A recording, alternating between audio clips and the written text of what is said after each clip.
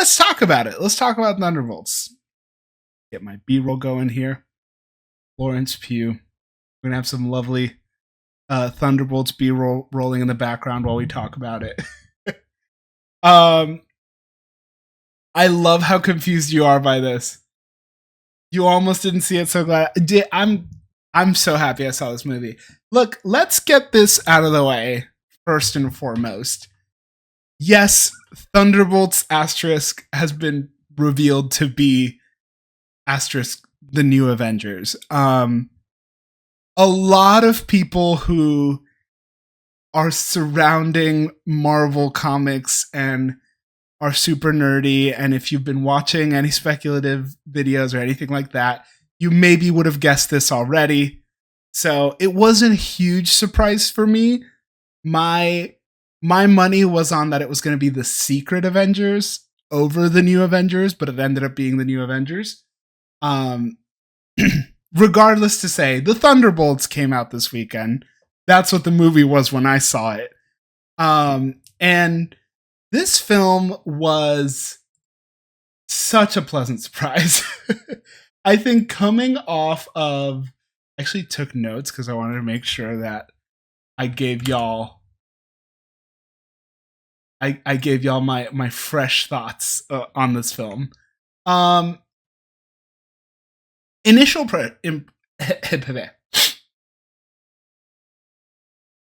This movie was good. I was really surprised at how much I ended up liking this movie. I did go in with high expectations because there was a lot of hype surrounding this movie, especially when the first round of reviews came out. So I went in with a high bar, and I would say this movie just about matched that bar that I had. Now, let's address what I'd like to say is the, let's call it the big sparkly star-spangled elephant in the room. It is impossible at this stage that we're at to be able to judge a Marvel movie on the merits of itself as a movie. Do y'all understand what I mean? Like, do y'all kind of feel the same way? Like, it's really hard to judge a Marvel movie and not compare it to other Marvel movies. Because it'd be almost like judging an episode of a TV show without considering the entire season that TV show is in, you know? So, based on that metric, based on that kind of like inescapable scenario, in the grand chronology of Marvel, this is some of the best stuff that's come out. Significantly miles, worlds better than Captain America Brave New World. I think I might have liked it more than Guardians of the Galaxy Volume 3. It's just Quantum Mania, let's not even talk about that. All that to say, this movie stands out among the rest.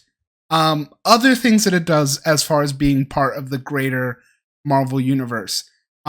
Great timing here with some of these flashback sequences. This movie has taken a bunch of secondary characters from other franchises within the Marvel scope and has put them together as leads in this film. You might have the very right assumption that would make it an extremely challenging entry point and really difficult accessibility for someone who hasn't been doing all the homework. A problem that Marvel has acknowledged. We're going to get into that here in a little bit. But to be honest, and this is the same thing I tell folks all the time about, like, this is how comic books work too. Like, all the context you need, you will receive. And this film does a great job of that. There is about maybe 5 minutes worth of, like, talked at exposition that happens in this film, where somebody goes like, aren't you the blah, blah, blah? Right? Weren't you busy with da, da, da? Oh, but when this thing happened to me, right? And it gets it out of the way.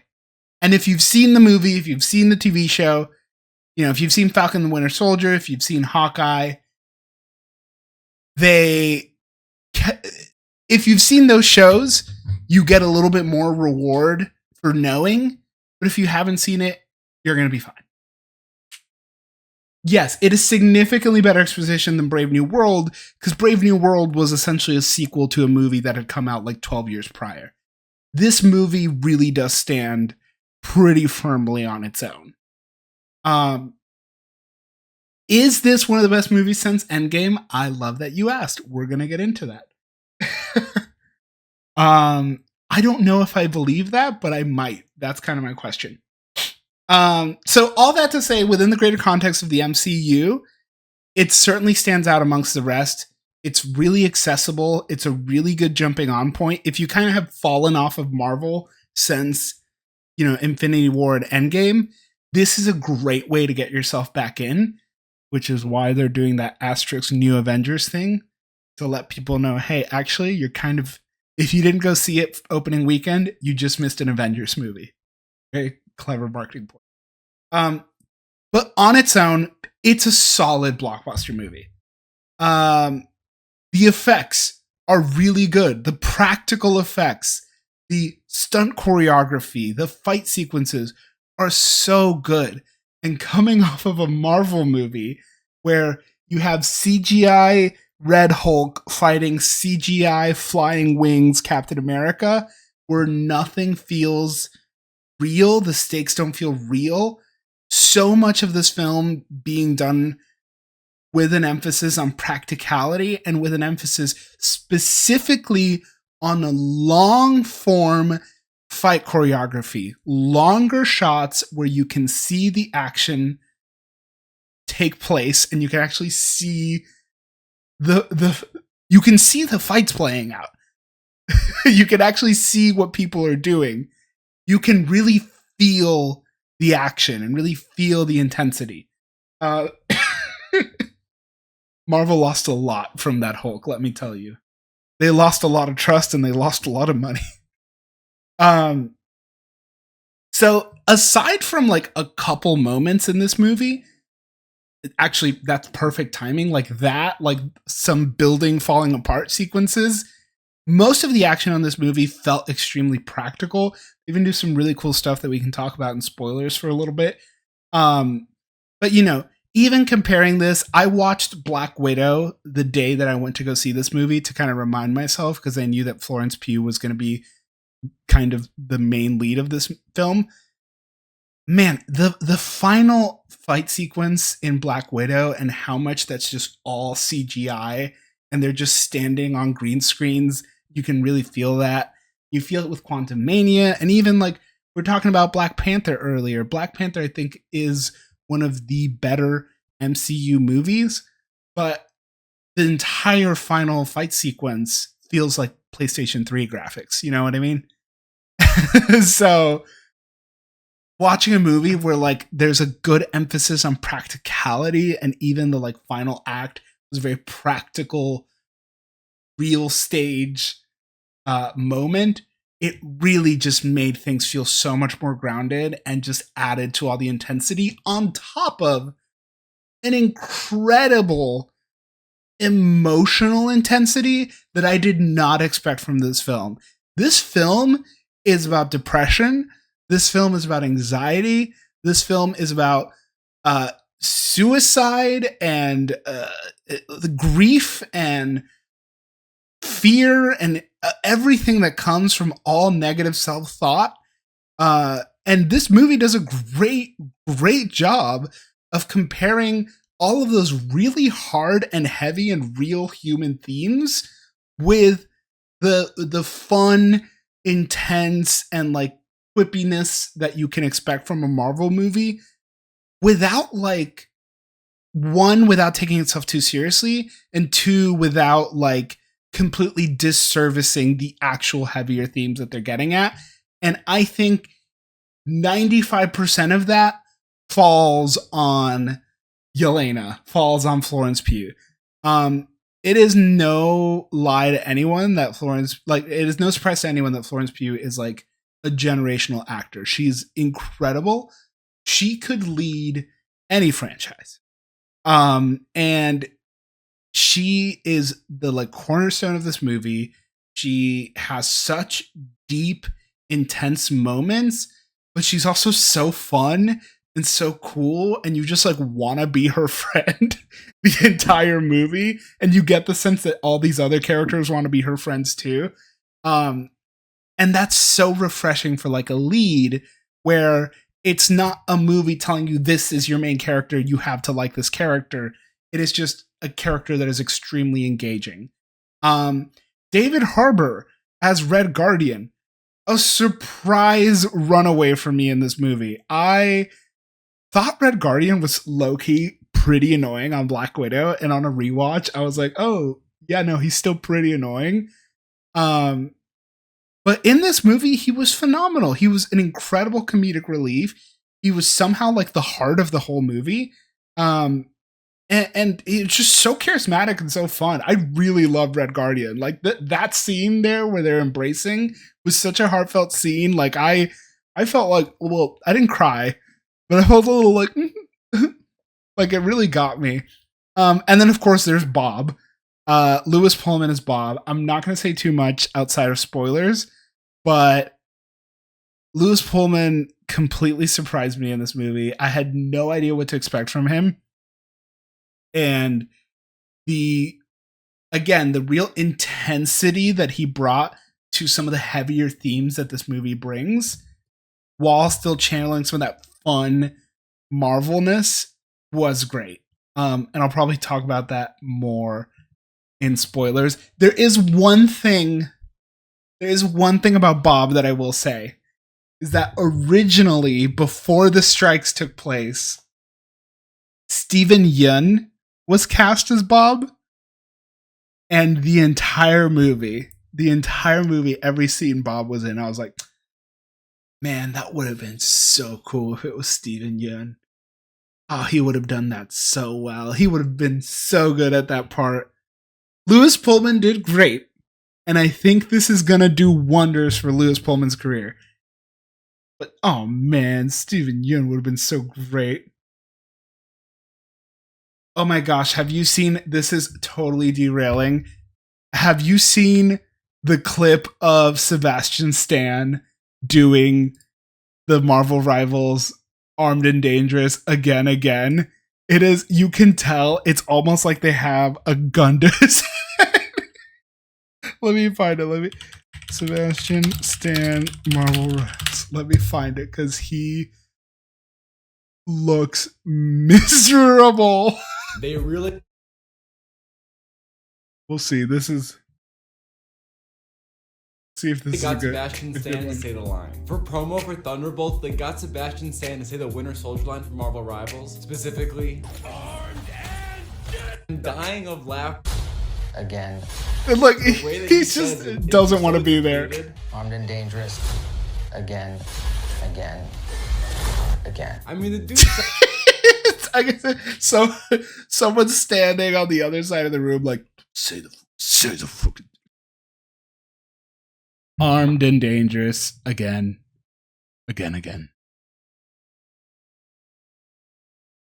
All right, I'm gonna talk about. Talking about characters. Two characters that could have worked better for me. One of them was Bucky. I know it probably wouldn't have been like the sexiest thing in a Marvel movie, but I was actually so into the idea that Bucky became a congressman, and the sorry, I'm just laughing. Ain't no way he's being held hostage. Bucky, specifically Bucky, post Winter Soldier, post Falcon and Winter Soldier, Bucky becoming a congressman makes sense to me. But also, I would have loved to explore that a little bit more in this movie. Again, not the most interesting thing, and there's so much other movie that needs to take place, so I understand why they didn't. I would have loved to have seen a little bit more there. Specifically, I would have loved to have seen a little bit more of a push and a pull. They kind of get into it, but I would have loved to see a sense of he's like, I don't know that I want to do this, but I want to do right by people. I just think that would have been interesting, and it's a type of thing we haven't seen in a Marvel movie before. The other thing was Ghost. or Ava Star, Ghost, there's some stuff. I'm gonna bring it up in spoilers. There's there's some stuff that Ghost does in this film that I think is really great, and they don't do anything with it. Congressman Barnes put in his 2 weeks, 2 weeks into the job. Yes. Okay. Last thing I'll say before I get into spoilers. There's a lot of little moments in this film, and you know, this is me creating an analogy because I love to do this type of shit. There's enough chocolate chips in this film. There's enough chocolate chips in this cookie of a film that it feels like a chocolate chip cookie. Does that make sense to anyone? You kind of get what I'm saying? Like, if there's like 1 or 2 chocolate chips on a cookie, you're like, this is a sugar cookie with chocolate chips on it. But like, if it's got a whole bunch of chocolate chips, you're like, this is a chocolate chip cookie. This movie is a chocolate chip cookie. There's so many little moments, character moments, stylistic moments, cinematography moments, practical stunt moments like this. Like, that's an actual person jumping off that building. There's so many little moments in this film that really just add up, because every time that you're like, it's kind of like the modern movie problem where like every time you're like, do I want to just look at my phone and like open Instagram and see what's happening? They like just give you something. You get something in every category of the full round cookie that is a film. If it's a great acting moment, a great cinematography moment, a great effects moment, a great story moment, there's just so much. Next thing, saving civilians is like an important plot component of this movie. I just need superhero movies to start doing that again. And then last thing I'll say before spoilers, oh my god, is a cookie rating for movies now. That's incredible. Yes. Okay, last thing I'll say about this movie before spoilers, and I think this is like a really important component. Thunderbolts doesn't feel like a cog in the Marvel machine. And I think that is really, really important. And I think a lot of that can be owed to Jake Schreier, the director. Some of these movies, and I love Marvel, and I love Marvel movies. I've pulled out my book before. I've read the history, I've watched all the making ofs, like I'm super into this kind of stuff. Marvel got started by relying on the auteurship of up and coming filmmakers and giving them the opportunity to take this sandbox and this mythology of characters and letting them play and letting them create with these iconic figures. And in some areas, it was really great to give some of these up and coming directors, or these like maybe slightly less established directors, the room to explore. And that's how you get movies like the first Iron Man. That's how you get movies like Black Panther, or Guardians of the Galaxy. But after some time, Marvel just kind of got too big for its own bridges, and they still would go and rely on smaller filmmakers. But like, can you tell me who directed the first Captain Marvel movie? And I'm not going to shun you if you can't, right? But like, who directed Captain Marvel, right? Can you tell me the name of the director of Captain America Brave New World? I've been covering this stuff, right? And it doesn't stick. It doesn't stick. It doesn't stick because it doesn't feel like they're doing anything except manning a ship that Marvel has handed them. A criticism that I think is very fairly pointed sometimes at like the Russo brothers, or directors like Peyton Reed, who did the Ant-Man trilogy. So I don't mean to harp too much on all of these other filmmakers, but I think it's important to say how Jake Schreier and what he did in this movie really brought back a sense of direction and this felt like a film. This felt like a movie.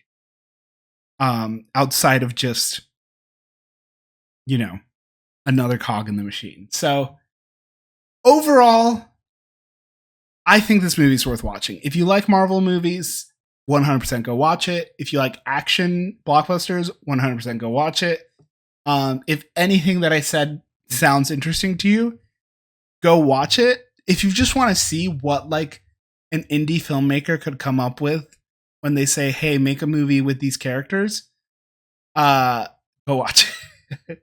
All right, I'm going to get into a couple spoilers. I'm not going to harp on it for too long, but I do have a couple things I'm going to say. So here's your warning. There's a spoiler warning on screen.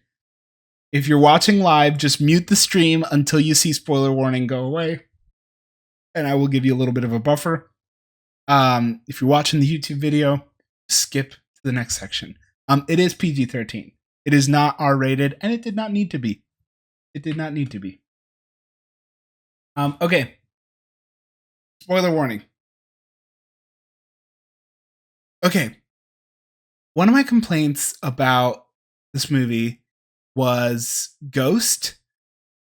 She had so many opportunities to leave everybody in the dust, and she kept coming back and doing good by them.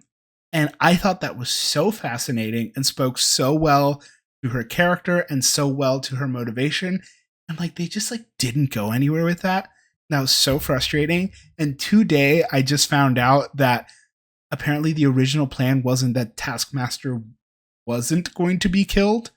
And in fact, she was supposed to be there for the entire film along with everyone else. But at some point when they rewrote the script during the strikes, they decided to kill her off. And apparently that she was going to be super buddies with Ghost. So I guess that's where some of that would have come into play, but it just didn't happen. And so I felt like that was really missed out on. I think that Julia Louis-Dreyfus, who I forgot to talk about in my non-spoiler warnings, I think she was a very interesting villain, but it really felt like her motivation was just like, I want a power. And like, she was just Norman Osborn. They even called it Oscorp instead of Oscorp. So I was like, she's just Norman Osborn, but without like any of the Green Goblin, any of the interesting component of it. It was just like, I'm evil. Ha ha ha. And I didn't super vibe with that. But the real enemy of this film was like Bob's suicidal tendencies and his depression and the void that he was stuck in. And that was significantly more interesting. And they pulled that off so well.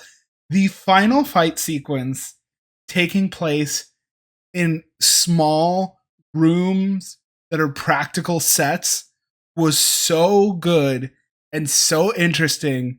And it being just such a small contained moment felt so much better than having to deal with large bombastic CGI stuff. So much better and so much more interesting. And that's a way that you can really let these films stand out on their own by not just falling into the formula. I think that's mostly it. The post-credit sequence was incredible. Love the reveal. Love where we're going next. Love the idea that they've kind of accidentally co-opted the Avengers. I loved that reveal. I loved how that worked. And I can't wait to see this team play together again. I think that's it. Okay. Spoilers done. You're free. You're all good. You're all good. Type it in chat too in case they're reading. Spoilers are done. Very, very minimal spoilers. So, does this film fall as the best Marvel movie since Endgame? Maybe.